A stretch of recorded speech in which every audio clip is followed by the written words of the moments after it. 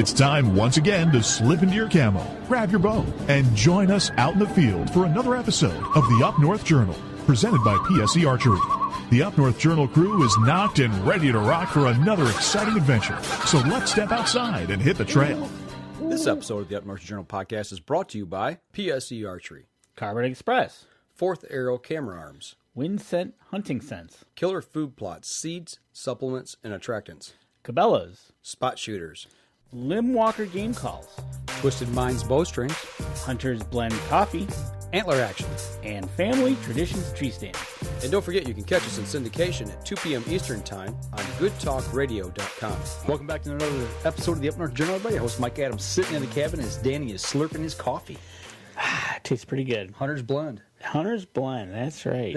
I'm going on my second pot tonight. Is this the regular blend or the dark roast? This is a dark roast, and I'm fired up, man. I am jittery. I'm like Jittering Joe, man. Oh, great. Hey, Tammy Delk says Merry Christmas. Merry Christmas. Merry Christmas to everybody. Right. Merry Christmas to everybody out there. Jason Pfister tuning in. Hey, Jason, what's going on? Jared Carpenter's a man from Ohio. We're going to talk a little bit about Ohio. We are going to, actually, $2 from Ohio. Yeah. Before we get started, as we always say, Hunter's Blend Coffee, one of our supporters here at the Up North Journal, if you go over and order off of their webpage at huntersblend.com, you can actually use the UNJ promo code, and you can save 10% on your order.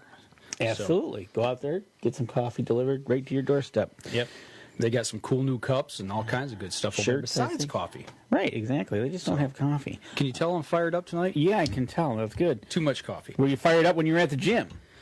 Yes. Good. Yeah, I went yesterday. You want to start there? We can start there. All right. Yeah, we actually, Danny and I, we've talked about this a little bit. Jared Carpenter, Merry Christmas. Ronald Moses, Merry Christmas. Look, Merry Christmases are just all over the place. Flying in. Yeah. Travis Menton. Hey, Bob and Cindy. Tuning in. Merry Christmas. All right. Gotta like it, guys. You know, it's one of those things, as we get into the Christmas season, well, we're still going to hit the gym. Absolutely. And, I had to work today. You went this morning. I did go this morning. I went last night. I took a quick trip into town. I had to get some light bulbs. We had a couple burned out bulbs here. So I was right near the gym. And I thought, you know what? I'm going to go do some cardio tonight. So I had my gear with me, and I went in the gym. And actually, it was pretty dead in there. And I spent an hour and 35 minutes on the bike. Excellent. Good job. How's your buttocks? Sore. What happens when you get for an hour? Right. Hour and a half. Hour and 35 to be exact. That's what happens. 26 miles on the bike, which equates to, on my bike, about 16 and a quarter miles. That's what I figured. Gotcha. So. Jared Carpenter. Yes, we are based in Michigan. We are just south of Flint, Michigan. Yeah, where are you from, Jared? Throw in there where you're from. Where are you checking in from? So you did an hour on the bike. Yep. Yeah, that's eating formed you really nicely. Right. And well, you and I, we did Monday, Tuesday, Wednesday, and we kind of switched it up a little bit, and we did our regular 3 workouts and moved the cardio to Thursday. Which would have actually moved it to Friday, because Thursday we went over to Beyond the Years. Beyond the Years. You have to have a special event over there, which we can talk about a little bit in a minute. But we didn't do anything Thursday. That's right. So Friday we go. You went. And then I went with my wife. Yes, I went Friday morning, got up, went over there. And you know what? It was, when did I get over there? About noon, probably in the 11 o'clock hour. Mm-hmm. It was pretty busy. When we went, it wasn't too bad Friday evening. So I did some cardio that day. And, like I said, I went back again yesterday and hit it again. And I don't know. You ever run on a regular basis? Run or? Run. Yeah, doing outdoor running. Long time ago, but now that I've been back in the gym. Have you ever got the runner's high? Yes, you get it after many miles when you hit the wall? Yes. Well, that's kind of the way I was yesterday. Okay. I got into about that hour and 5 to hour and 10 range, and I just kept pushing, and all of a sudden, it's just like a switch went off. And really, they're going to close within that hour frame that I was there, and I'm like, Yeah, I think hour and a half's enough. But I could have went more. I mean, it was I hit that spot, and I've only hit that one other time when I was riding my regular bike. But we're getting in shape for the outdoors. That's right. That's what we're talking about, and what we're trying to do. Getting in shape for the outdoors. Jared Carpenter's checking in from Clare, Michigan. Clare, all right, yeah. I used to hunt up that way a few years back. Yeah, but we are getting in shape. You're going to be a great ice tester. You're going to be heading out first with all the gear on. I'm not testing the ice. You are. I'm going to throw you on the ice. You can pick me up. I have seen some ice, too. You know what? I've kind of seen some ice. People are fishing already. You told me you saw them on Bevins Lake over in Holly. I hope. I don't know if they are now, but right. I noticed the mill pond over there. Mm-hmm. Was had a thin crust. The ducks were on the edge where the open water was. So hopefully, just be careful if they're going out there. Ron Moses, get that pulling shanty with no machine in the heavy snow. There you go. That's what we're building up for, man. That's right. You know, we're gonna make Danny pull it. You know, we're gonna be just like him pulling that semi. Right on, absolutely.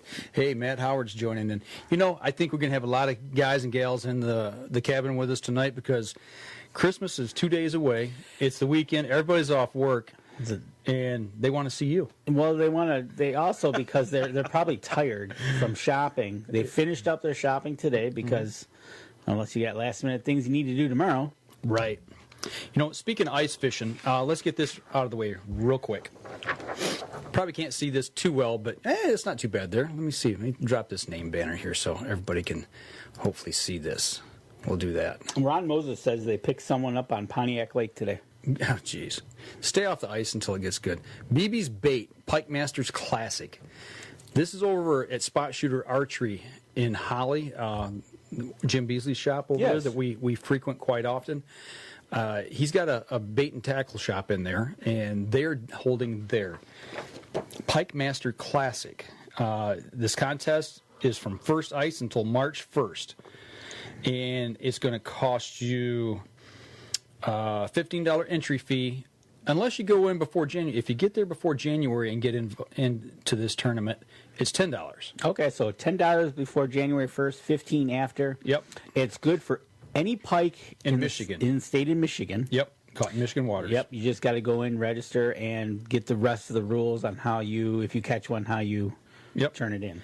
And cash prize to the winner, 50% of the entry fee money goes to the winner. The other 50% goes to the Holly VFW, which is a pretty cool organization and giving back to our veterans. Okay. So, and the winner is the longest pike. It's not on weight, it's on length. So, and like you said, stop by there, check in, register, get all the regular regulations and rules that he has for the contest. So, it looks like Ron Moses and Tammy Delk are. Ron Moses finished shopping and Tammy Delk is heading out shortly to finish shopping. I thought you were going to say to start. I hope finish. How about you? Are you done shopping? I'm done. That's good. Finished up.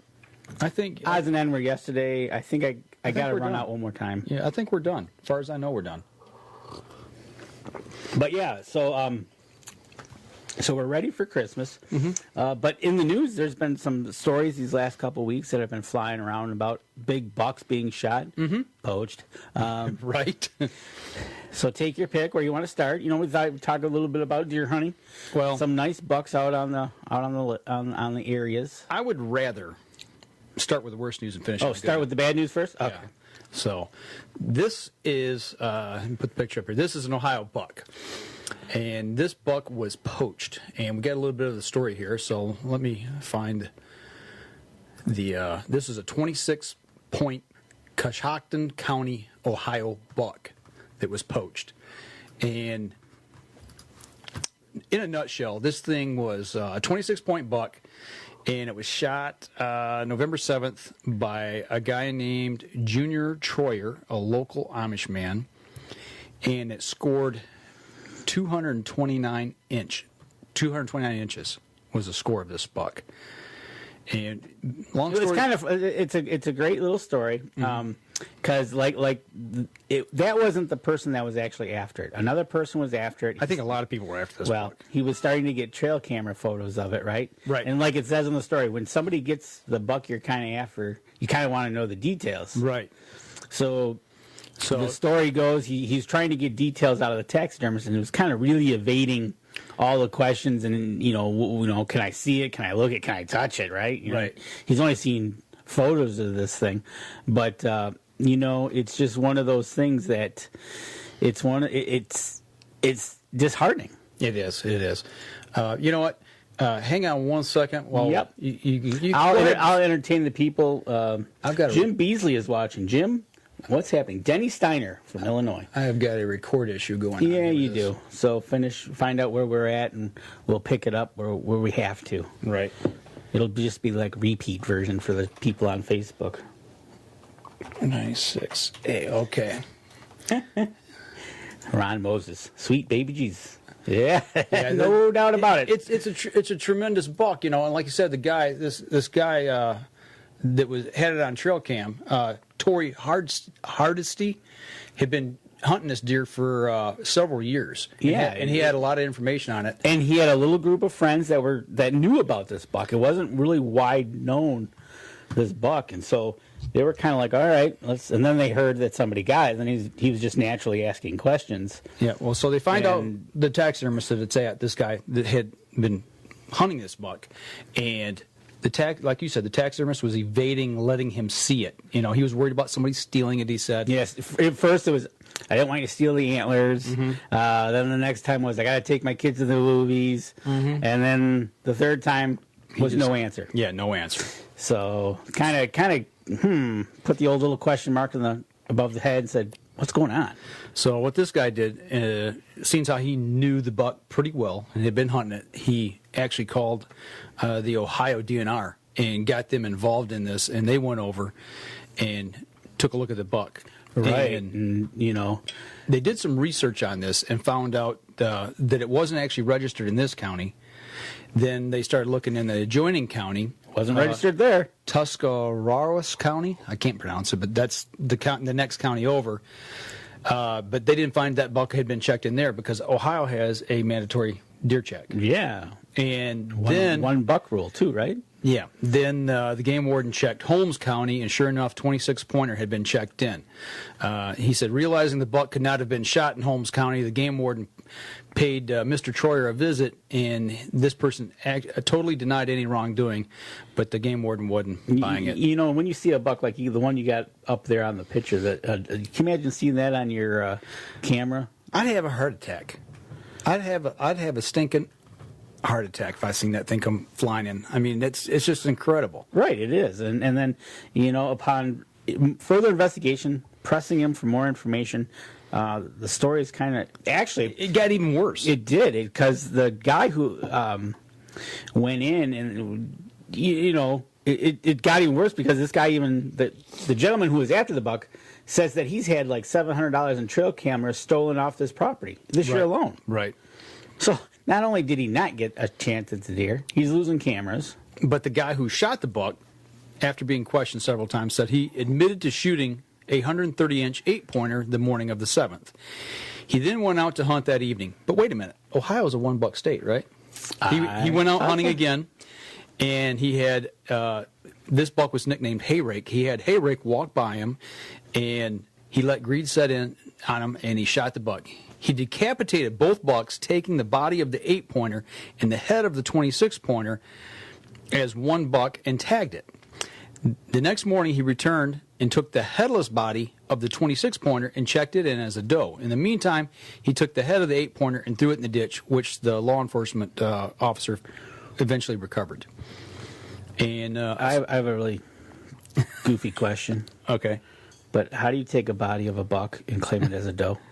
I imagine it was already field dressed. I mean, and cut the genitals off, you know. Really, you're not supposed to do that. No, well, I don't know. I don't know what Ohio law is. Right. So but anyways, it's a sad thing. It's just, this gorgeous, like it says in the article, it's a shame that this buck is going to adorn the office of the Ohio DNR. Right. Yeah, exactly. Not in somebody's living room. Not in. It's not going to happen.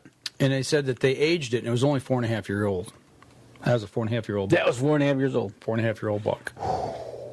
And they said the gentleman who had so many trail cam photos of this buck over several years, plus the fact he had some cameras stolen and all that, he said he had so much information on this buck and his neighbors that had seen it on camera, that the thing that made this deer so hard to hunt was the fact that it couldn't be patterned because it had no real true core area. That was one of the things that I took away from reading this article. Was you try to pattern the deer, but they couldn't. They couldn't find a core area. They couldn't find a pattern. It was just like almost like a ghostly moving deer. Right. Right. It didn't stay in one spot, and it didn't have a core area to have one spot, but is like.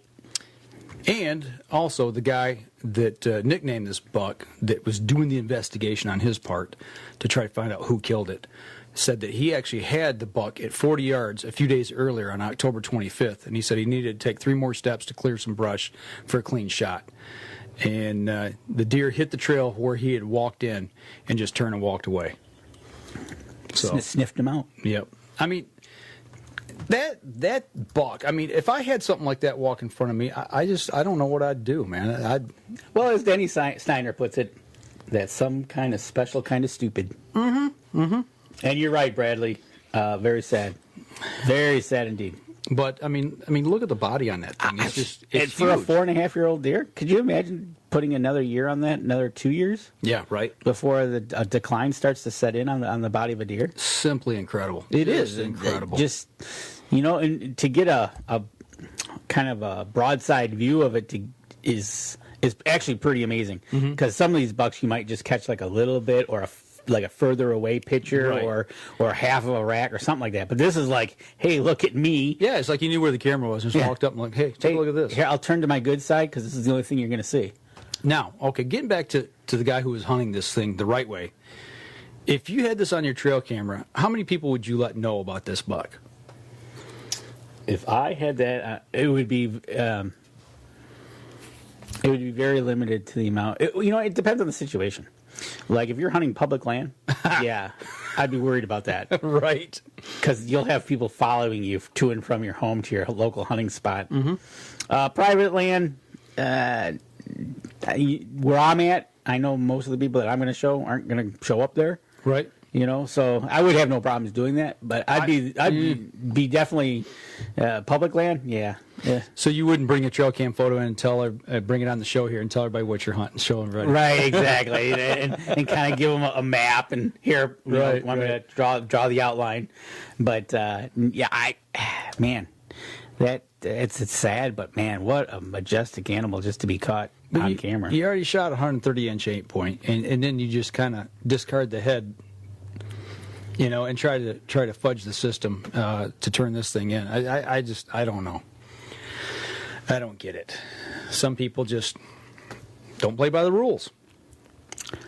Yep, it's plain and simple. I don't even know. I have a hard time understanding, even at that point, checking it in. Right? I know you have to do it by law in Ohio, so that's why he did it.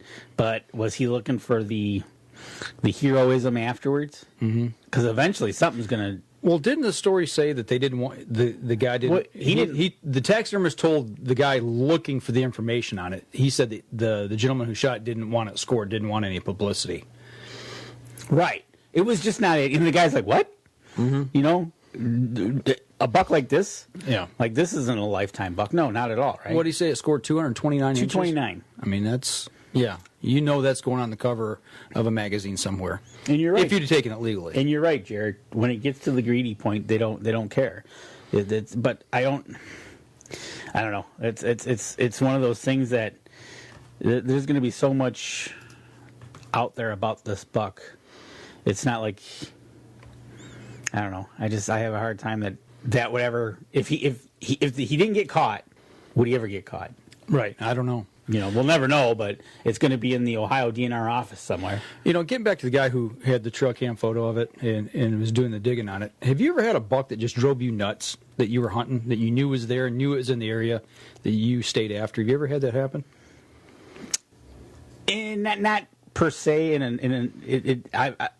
it's like we've seen them, and it's like, okay, we're going to keep hunting this area, and we never seen him after that. We see him at a distance, like through the woods. We have had that happen, and so we're like, okay, there's a buck here, Right. so, but nothing, not since we started putting out the trail cameras all the time and using them more. Okay. Now that, I tell you what, that adds to it. You get a picture on camera, and it's like, okay, where's this buck at? What area? And then you start looking for him on different cameras. And it's like, okay, he's not showing up here. He's not showing up here. We'll stick to this area. The closest I've come to that is the one I was hunting 3 years ago. Yep. Night train. Yep. You know, I got that buck twice on camera, 3 times on camera, and I actually laid eyes on him at about 100 yards and watched him feed. I was during bow season and watched him feed for half hour at least. And yeah, that buck kind of drove me nuts that year. The one buck that it really happened to us on, now that it jogged my memory, is we were out kind of in the back of the property where we don't go to a lot, but we were just kind of out frogging around, and we put a camera up and we left, and we came back the day later, and this big 9-point was there less than an hour after we set the camera. Okay. So it was like, all right, and I knew where I was hunting, but we never seen hide nor hair of them after that, and it was just like, They just kind of disappear. yeah, they do, and that's one of the things that makes hunting fun. Absolutely. Well, I tell you what, that's the bad news tonight. We got 2 other really good stories here of bucks that are actually bigger than that one. Maybe not total score wise. One was wider and taller, but the other one definitely had more points. So I tell you what, let's take our first break. We'll step outside. When we come back, we will we'll jump on the next one here, and once again, we'll be down in Ohio with this next story. So we'll be right back after this. PSE Archery has reinvented the way you buy bows. From now on, you can make the most educated decision possible. By basing your bow choice specifically on your shooting needs and goals. All you need to do is ask yourself, what kind of shooter am I? What do I want to achieve? PSE will help find the right category for you. So, what kind of shooter are you? Find out at psearchery.com.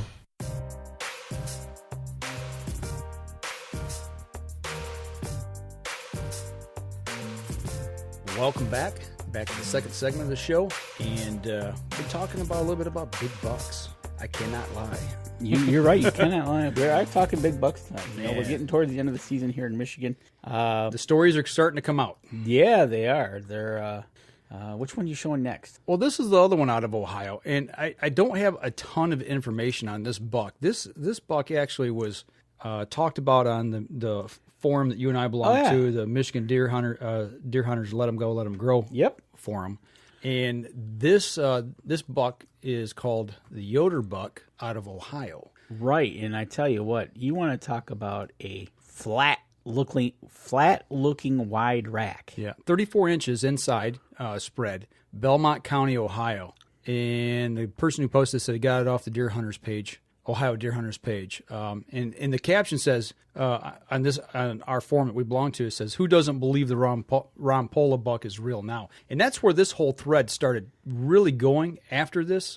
After they posted this, was the fact they were comparing it to the Rompola buck, because I mean, that's the first thing I thought of when I saw that, how wide it was. And actually, I think Denny Steiner had posted a picture of this on Facebook as well, if I'm not mistaken. Denny, if you're still on, is this the same? I think this is the same buck that you posted here last week. So I tell you what, you want to talk about something that mirror image, especially the shot you're going to put up now of this buck now, where you can actually use it as a bow holder, right? You know, and you got the one drop tine over there on the right hand side of the deer, but the 34 inches inside spread. I'm telling you, this is.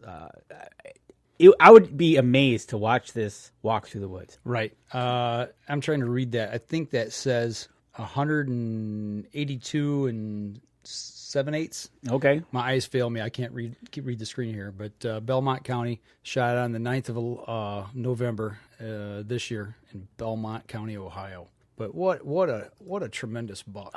Yeah, absolutely. Could you imagine sitting there and having this walk into your field at one end and having to take that 60, 70-yard walk just to get into bow range and we don't know anything about the story, so we don't know how long this guy had to watch this thing get to him before he could shoot at it. But I tell you what, I'm just thinking about a couple spots on my property or your place there. You know, it's got a couple 100-yard walk to get to you, and you're watching this thing. Right. Man, it's amazing. And well, looking at this buck, I mean, like Denny said, yes, that's the same picture they posted. I thought it was. But that buck, when I first saw that picture last week when Denny posted it, the first thing I thought of was Mitch. Absolutely. Mitch I mean, if anybody, you just Google the story. The Rompola buck. The Rompola buck. And I tell you what, it's got folklore all behind it. It's behind it, in front of it, dragged through it. It was just right? The poor guy. I'm sorry. He was, for where he shot it, nobody believes that there's deer that could live there. And right. But if you hear some other people's stories, it says, well, yeah, he knows what he's doing. So potentially he could be in a spot where there could be bucks like that. Well, on the forum that I grabbed these photos off of, that's what a lot of people were talking about. And you had them on both sides of the talk. People that still don't believe it, and people who were vehemently saying, yes, it is a true story. They said, we know him well, you know. He was telling the truth. And one guy said I believe he'd lay hands on the buck. Yeah, and you know, and Matt Howard's chiming in that Belmont County has a nuclear power plant in it. Oh, does it? That might explain it. It might explain a little bit, but anyways, you're right. You know, it's like, you know, and when Mitch got that buck, it immediately went into something's wrong. You did something wrong. It was terrible. And here's a buck that, I mean, is almost a pure duplicate to me of kind of the way it looks. Right. Yeah, it's just that big, wide, flat. Wide and flat. And with the floppy ears, you know, I mean, you can tell it's an older buck. Exactly. So the buck definitely being an older buck, look at the face on that thing. You can tell it's been around a while. Right. And there's some spot in any state, you know, like the buck we talked about just in the previous segment where it was poached, they couldn't get a lot of photos of it. They couldn't, you know, track it to get it to a core area. Mm-hmm. There's places in this state, there's plenty of bucks that have the same thing go on. Oh, right. Whether you're in the lower or in the upper that never see a human. Right. They're born, they get big, they die. Right. You know, and it's just one of those things. But that buck is just incredible. I tell you what, the picture with the bow is amazing. That's pretty cool. That's an epic picture for sure. But I wish I knew more about that deer, the story behind it, and how it all unfolded. I mean, those are the things that's just so cool. Is when, I mean, whether it's,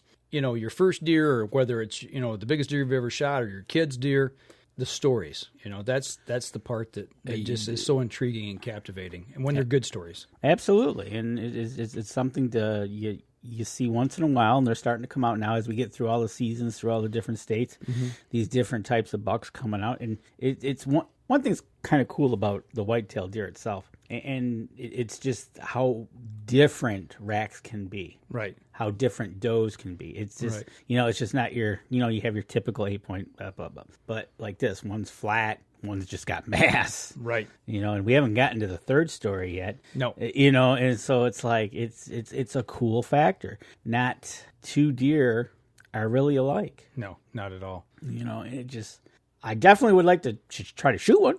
No kidding. That I'm not going to lie. It's sure, I'd take a whack at it. And Matt Howard says, I'm not sure about the power plant, but it might. Right? Hey, Rick Rangel, thanks for tuning into the show tonight, man. Glad you're on listening. But, when I saw that deer the first time, that's exactly the first thing I thought of. Gosh, and that's been so long ago now. That was what, in the 90s, 92, 93? That sounds about right. 89, 88, somewhere in there. So Google it real quick. I'm Googling. And just type in Rompola. That's all you need to do. And it'll pop up there. But, you know, it's amazing that, you know, you just type in a name and a buck, it creates an image in your mind of, you know, of what you think about it, whether it be good or bad. I mean, everything, hole in the horn buck, the Hansen buck, you know, all of those bucks, just tremendous bucks that have folklore behind them. What does it say there? Has it got a date on it? I'm looking. Scroll on down there. I want to say it was in the 90s, somewhere in the 90s. November 13th, 1998. 98. Okay, so it's a little later. I would have thought that was a lot earlier than that. It sure seems like it, doesn't it? Yeah, it really does. But 218 and 5/8. 218 and 5/8, and had an outside spread of 38. 38. So it was wider. Well, let's go back to that one scored an inside of 34. Right. So if you look at this buck here, that was 34 inside, and that was what, 38? 38 outside. Outside. So probably an extra inch or two. So if that was the case, and you did that with the same bow, yeah, it'd probably still fit in there. Yeah. Oh, yeah. Easy. But it's incredible. But it is. Doesn't it look, I mean, we're looking at it here on another computer. I mean, look at how much it looks like that. The ears, especially the ears in that picture right there that everybody can see on Facebook. Right. The ears, it's an old buck. But look at the tines on the Rompola buck. They're a lot taller than the ones. Yeah, that's one thing that Mitch has got going for him in his buck there in '98. That his tines are, I think the tallest one looks to be at least about a foot. So right, so and that was back before cell phones. Yeah. So I mean, you think about now with the advent of a cell phone. I mean, here's you can pick up one of these things and you can start taking all kinds of photos. Not only that, we got trail cameras out there that will actually send photos to your phone, and you'll know exactly what's in front of your camera within minutes. Oh yeah, that's the latest compared craze. to back there in '98. I remember they had they were an Instamatic camera inside of a box. But that was like the very first, and then people were starting to toy with that idea of thinking about it. And you're right. Now we're to the point where if you've got a cell service, pay $5 a month, put a camera on a tree, and your phone's lighting up, going, "Oh, I got something in front of my camera." So right. That's pretty cool, and amazing buck again from Ohio. Yeah, absolutely. Well, I'll tell you what, let's go ahead and take our next break. We come back, we'll get on to the next buck that drew our eye this week. So we're going to step outside, take a quick break, and we'll be right back after this. PSE Archery has always dominated the speed category. Now, the most revolutionary cam system ever to hit the market has perfected the shooting experience. Introducing PSE's Evolve Cam System, featuring extremely high let-off capabilities and the smoothest draw cycle in history. No other cam system has ever delivered this level of total comfort and total control. Experience PSE. Experience performance. Welcome back. Third segment of the show. Third segment of the show. Third segment of the show. We've already covered two tremendous bucks. Right, exactly. We're just kind of talking about things that have happened this past hunting season that we're starting to get in the news now, and these two have come up, and one good and one bad. Yep. But then another one came out of Wisconsin, right? Man, well, before we get to that, look at this other one down here that I'm looking at. Geez, old Pete's. I tell you what, it just seems... I don't know if it's just because of the internet and the way news travels now, and the fact, just like we said, we got cell phones, we got trail cameras. Are we seeing bigger bucks now, or are we becoming better land managers and habitat managers and deer managers overall? What do you think? Yes. Yes. That doesn't tell me much. I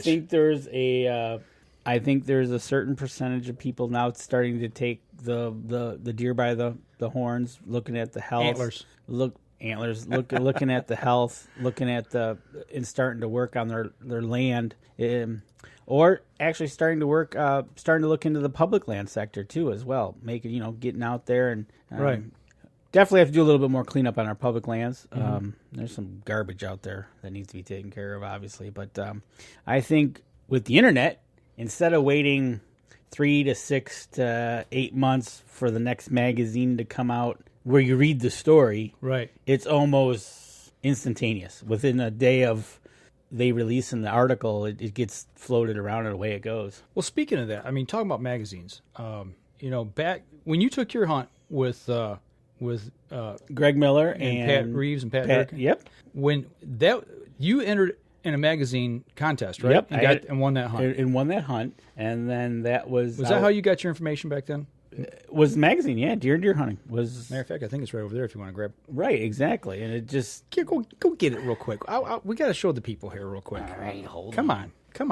I'll entertain the folks on the podcast until you get back. So, but and now, like I said, we're talking about with the advent of technology and the way we get our information and the way we start managing our habitat and deer. Look at this, guys. I don't know if you can see them get the shine. There's a young Danny right there. on the cover of that magazine, Deer and Deer Hunter, or Deer Hunting. But this is the contest you entered, and this is the hunt that you won. Exactly. So. And that article was, I think that says June. Does that say June? Yep, June, 96. So that came out in June, and I took the hunt in October of the previous year. Right, so, yeah, 8 months. 8 months. And now we're getting truck cam photos sent to our phones. Exactly. So, but where were we going with this? I forget. Well, anyways, so people are chiming in. Billy you were asking if anybody's going to go out hunting, right? Yep. So Billy's got a new longbow, and it would be a shame not to let it hunt this year. Jared Carpenter, who's up in Clara, said it would be nice to get some snow. It would be, so that means there's no snow in Clara. Right. Middle of the state. Kevin's going to be out back tomorrow and next weekend doing some hunting. Mm-hmm. Ooh, Denny's heading to Missouri for late season muzzleloader. Nice. Tim is doing both. Ed DeWitt down says Ohio smoke pool season. Nice. So, and you're right, Tim. TV and social media has completely changed the hunting industry. Absolutely. Not going to lie about that. That's been a big topic here in the last couple of days, especially with all these bucks. That was something else I noticed, was the fact that people, I don't know if it was more of a statement or a complaint about the way things have, I call it horn porn, where people are, addicted to big antlers. I mean, everybody wants to shoot a big buck. Yeah, exactly. So I think somebody's knocking on my window here in the office. Yeah, it sure is. It sounds like it. Not sure. Somebody's trying to get in the cabin door. I don't know. In the cabin window. So, but it's like, it's just, and that's what it is. It's the age of almost instant gratification. Yeah, it is. We see it now, right? You shoot a buck, tag it, take a picture, post it if you can. Right. And that's the way it is. And then it's happening all over. So Jared Carpenter says deer season was crappy, and now he's going to focus on predators. There you go. Another way to manage your land. Yep, exactly. We talked about that last week. And, Charles Byram. He's even going to go out on his 29th wedding anniversary hunting. That's a man after my own heart. That's a good wife right there, Charles. Maybe she's going to go. Maybe she's a hunter as well. I don't know if his wife goes hunting with him or not. But that's maybe that's the wedding gift that she's giving him, is allowing him to go out. He's probably going to say, "Nobody allows me. I go on when I want." Right. So, but it's I'm just messing with you, Charles. But it's the way it is, and look, we're getting from instant game, almost live game camera photos, right, to video to shoot it, tag it, post it, right, that quick. Where you had to wait till somebody came home, took pictures of it, or ran it to the street, to the corner, to the drugstore to get the camera developed. Yeah, get the film cartridge developed. Yep. And then here, look what I shot. And you hope and pray that the pictures come out. Right, exactly. That what's this line through the middle of my photo? Wow. Right. So, but getting on to the next story. This one really caught my eye this week. 51-point buck killed in Illinois. I don't know how close that is to you down there, Denny. It's got to be somewhat close, I would think. Closer to you than it is us, anyway. But this gentleman here shot this buck. It's called the Tucker buck. It's not only the largest scoring hunter-killed buck, but also, as far as the person who wrote this story can tell, the buck with the most scalable points at 47. 47, but the new that was the record. This new buck, while not as big inches wise, but looks to sport 51 scorable points.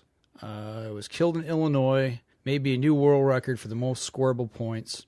Keith, I can't even pronounce that last name, Sabaleski or something like that, from Johnson City, Illinois, killed a 51-point buck during the first week of the Illinois shotgun season. It's on private property when the buck of a lifetime walked into his life. He says, I was just sitting there and I heard the deer behind me. And after shooting and killing what he thought was a big buck, he was even in for a bigger surprise. When he walked up to it and looked at it, he thought, what a blessing. No doubt. I mean, that's just incredible. Right, and if you look at the disclaimer in this article, it even says that the person writing the article says he thinks it's a world record buck. He was looking in some non-typical records, and the most he could come up with was 47. Yeah. And there was a 45, a 37, and a 39. So he's thinking, after all said and done, that this might be. It's talking about folklore. I mean, he makes reference to other bucks here a couple of which we just talked about. The hole in the horn buck had 45. The Missouri Monarch had 37. The Beatty buck had 39. So I mean, those bucks all ring a bell with hunters for sure. Absolutely, you know, and as that was, if I was be sitting there and I saw a buck like this come through, I'm not sure. It's just kind of ugly. What? I think I might let that one go. Another foot. Yeah, I was gonna say you're nuts. And there's the picture you're gonna put up next has got even a picture with the game warden holding the buck. Yeah, that's pretty cool. You know, so you know who they called immediately upon shooting this deer. Right. You know, just to get everybody's story straight. Yep. What's going on here? You know? Look, I mean, that's at night. Okay. And then this picture's during the day. Yep. Exactly. So and this one here, this one was at night. And if you notice, right there on the deer's left antler is the zip tie with the tag. Yep. So he probably got a hold, and there's the white tag right there in that photo right there. And they definitely did what they needed to do to get it right, and people come out and look at it. Obviously, conservation probably heard about it. And they were probably out there. Now, we don't know the time stamp of these photos, so we don't know if this is that afternoon or the next day or whatever. This had to be the next day because when he shot it, I mean, you look at that. That's at night. That's obviously out in the field after he shot it, and also probably here as well with the DNR official there. And as you can see in the photo, the tag is clearly showing. Yep. You know, for goodness sakes, guys, it's law all across this land. When you shoot a deer, before you do anything with it, tag it. You know, don't lose a buck of a lifetime because you get excited and you forget. I mean, it's easy to get excited over something like that. Denny Steiner says Johnson City is 2 hours south where he's at. Yeah. And Denny Steiner throws a little bit out to Charles Byram that he's not kidding anyone. He will be at home in time to take his wife to dinner. Good man, Charles. Oh, he's making the wife prime rib dinner. Yeah, there you go. Jared Carpenter says he says like those in Ohio, Illinois, and such, but also think poaching would take a rise. You know, unfortunately, you're probably right. You know, when you start getting, I think it's already here. Would it increase? Well, look at the gentleman that did it twofold. Mm-hmm. Shot one, was back out in the woods, and obviously, I'm going to go on the assumption he might have been trying to put a doe down, but something bigger walked by, and he went and did it. Yeah. And look what happened. He still got caught. It happens even with celebs. We've heard the stories. You know? Well, we've heard them from A to Z. We've heard them that the person didn't have the right license. We've heard them, they didn't tag it properly. They had somebody else tag it. Yeah. So all kinds of stuff. So. Or shooting it in the wrong state or wrong county or whatever, and they're where they're supposed to be, and it's just a shame what these big bucks will tend to do to people. They drive you insane.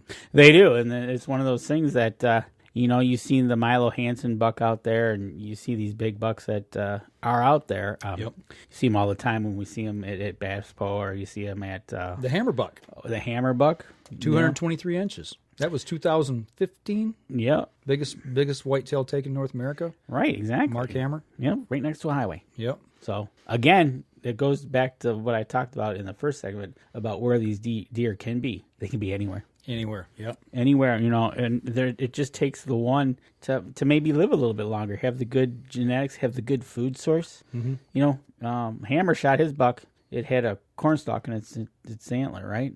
Mm-hmm. So it's like it's agricultural deer. So, but it's one of those things that. But I hope there's more good than bad. Me too. I mean, I like hearing stories like this. I mean, this guy's just sitting out his private land, but still, I mean, it sounded like to me like he did not know that deer was around. He was surprised. He turned on there it was. It wasn't like there was a story behind it. Like I've been watching it for weeks or for years or whatever, and all of a sudden, it turns out. See, there it is. I can tell you probably not, because reading some of the statements in this article, after shooting and killing what he thought was just a big buck, he was in for a bigger surprise. Right. So he didn't have ground shrinkage when he walked up on it. No. And like I said, I don't think he actually knew that deer was around. It almost sounds like it listening to this. Reading this article, and it's just one of those things that's cool. It is cool. It's a pleasant surprise. So. Well, I tell you what, let's take our last break. We come back, we'll last segment of the show, we'll talk about a couple of little quick things, and we'll wrap it up. So we'll be right back after this.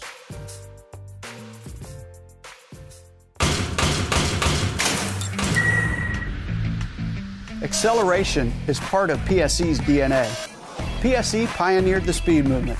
Now they've developed the vapor category to help you find the most powerful bows on the market to fit you. High speed equates to intense power and building the momentum you need to be successful. Are you a vapor shooter? Find out at pscarchery.com.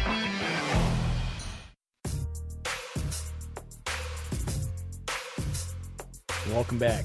Last segment before Christmas, and all through the cabin. Yeah.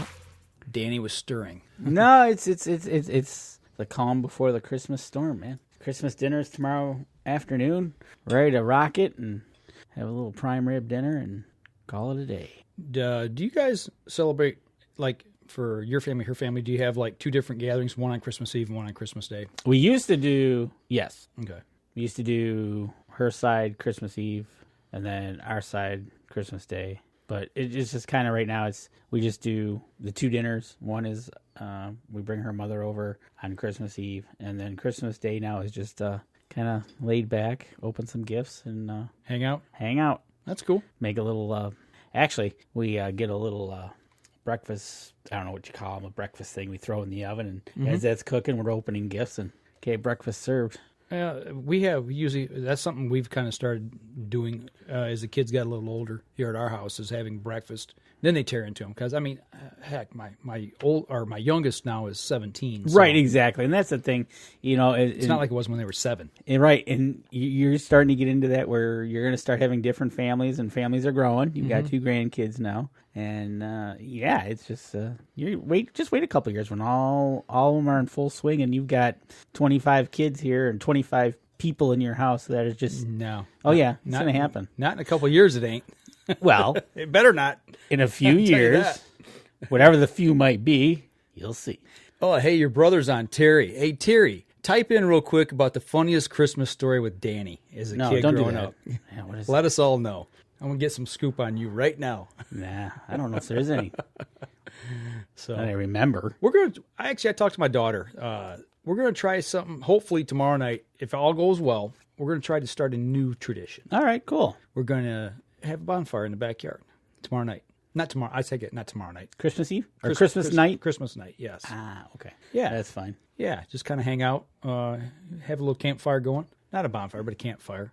There you go. Why not? That way I can burn all the Christmas paper. I tell you what, the only thing you got to watch about that is you got to watch where the embers go. Yeah. Because I did that, I don't know, a few years back when we had probably a lot of the wrap gifts. Yeah. And I had white snow. Right. And it was just like black. All over the place. Yeah, it's like, okay, that worked out well. So, but yeah, no, it's going to be a good Christmas, I think. And we're just going to hang out and do the Christmas thing, have a little prime rib. Yeah. And watch Christmas Story.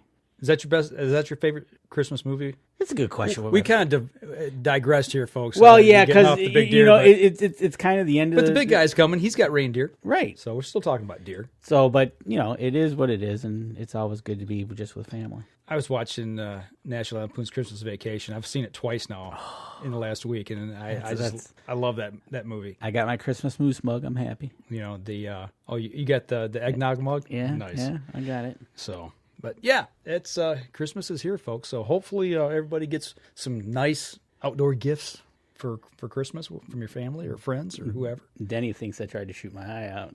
Probably did. Did you get a BB gun for Christmas when you were a kid? No, I never did. I did. I think I got it for my birthday. And I got it taken away. Oh, way to go. It wasn't my fault.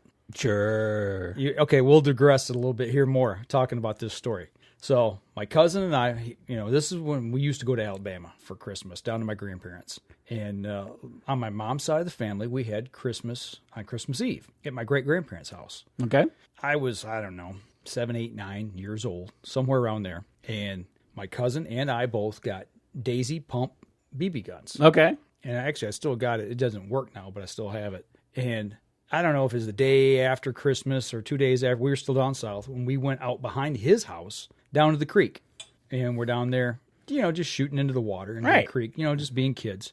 And we come back up to the house, and our parents are livid. One of the car windows got hit and broke with a BB. It was like a BB hole. Yeah, okay. But to this day, I still swear it was the neighbor kids down the road that he always had it out with, shot that window out. Oh, but you got blamed for it. We got blamed for it. We got our guns taken away. Well, our BB guns. Upon further investigation, now that you're older, do you think it's possible that your BB guns could have done that? No, not where we were at. Okay, that's no, because we were down a big embankment, down in a creek bottom. Yeah, I mean, 30, 40 feet down. Even if it skips off the water, it isn't going to go. Yeah. Plus all these trees. Okay, and okay, so the creek's in front of us this way. Like I'm pointing towards the camera here. The creek's down here. The car is back up the hill and over and in the carport.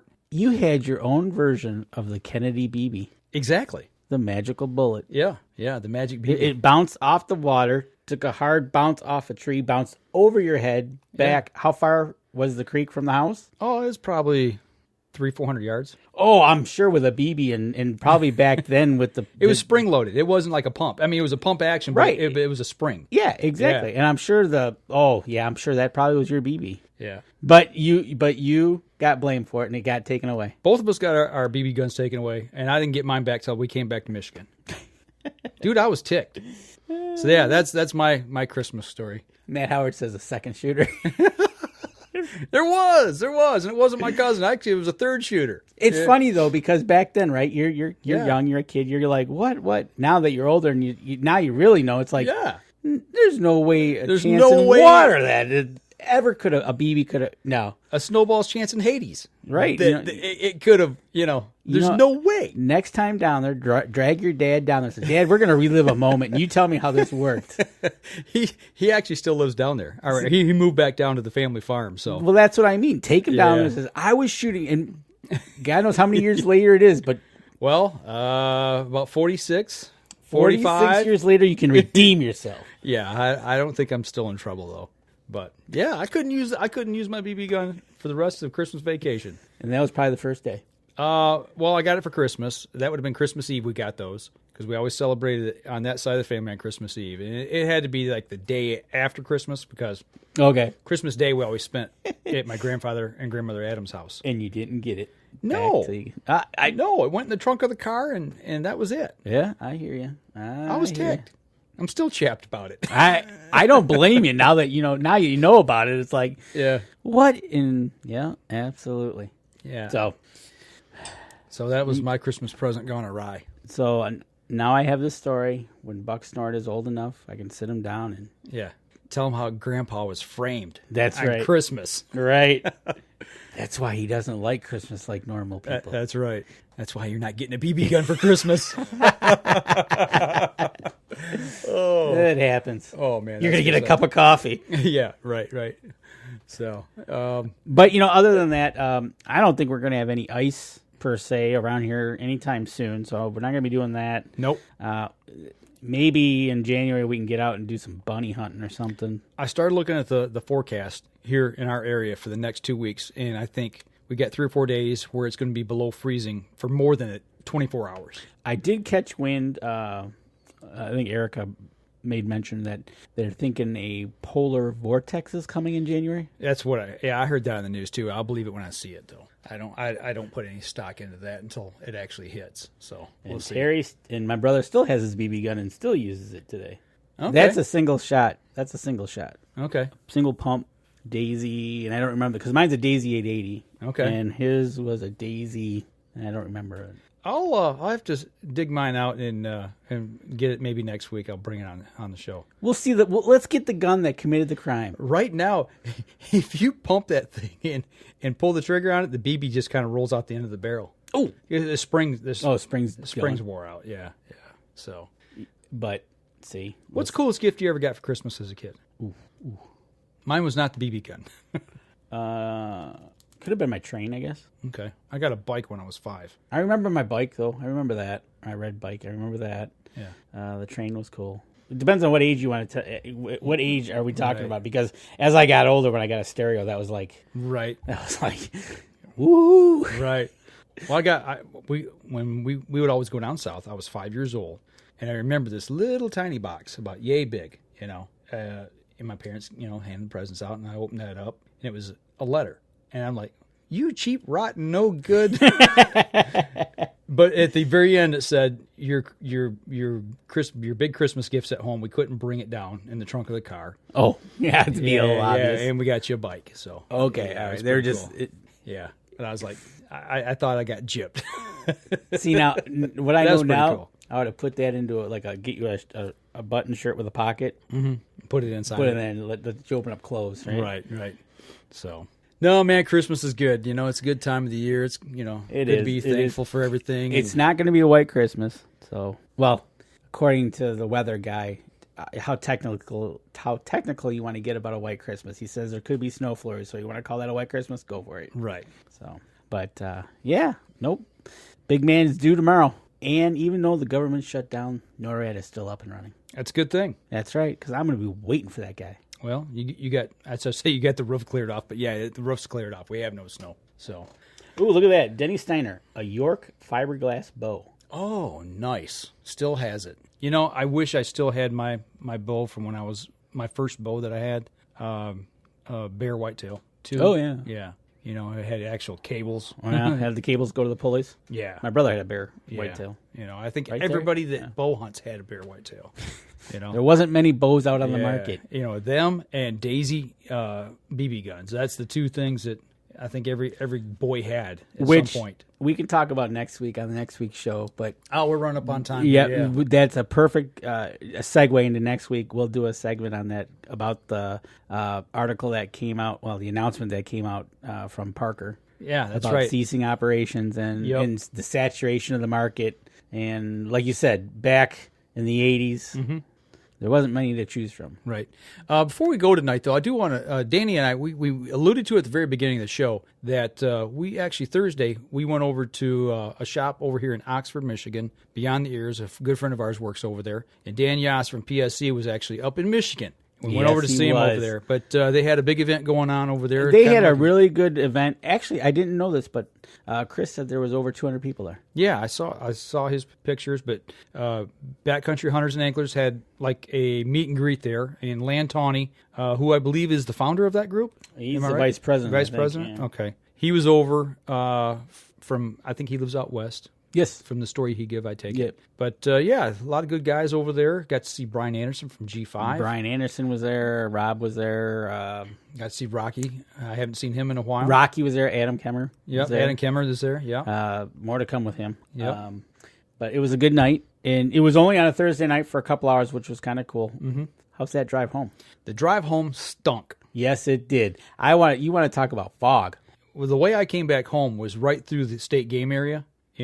Around them borders of all them roads, and there's deer all over the place. And I was just I literally couldn't see more than 20 feet in front of my headlights. Yeah, that's about it. And my fog lights. And I don't know, I think you got out before I did. I stopped and got something to eat on the way home, then I came back through. Okay, that's what you did. So I was ahead of you then. Yeah. Oh, yeah, I was like, wow. I mean, it was some serious fog. It was some serious fog that I was like, and like you said, I'm watching that white line, and I'm like, please don't be there standing in front of me because I don't have much stopping time. Right, 20 yards. I really thought that on the way home there was going to be a good chance of seeing a deer or hitting a deer the way it was, but it was really foggy. So Jared Carpenter got an old Bear Alaskan. Nice. And Terry says, does it have a hole for oil in your BB gun? We'll have to check. Yes, it does, and it's been oiled. Okay. Yeah, but it hasn't been oiled in quite a while, so I don't know. Maybe that's the problem. We could probably set up a range right here and. You gonna shoot my car window out? No, we'll shoot into the closet over there. Yeah, right. So, but we'll talk a little more about that. Definitely next week. Talk about that next week because I think there's to me personally, they're kind of hitting the nail on the head.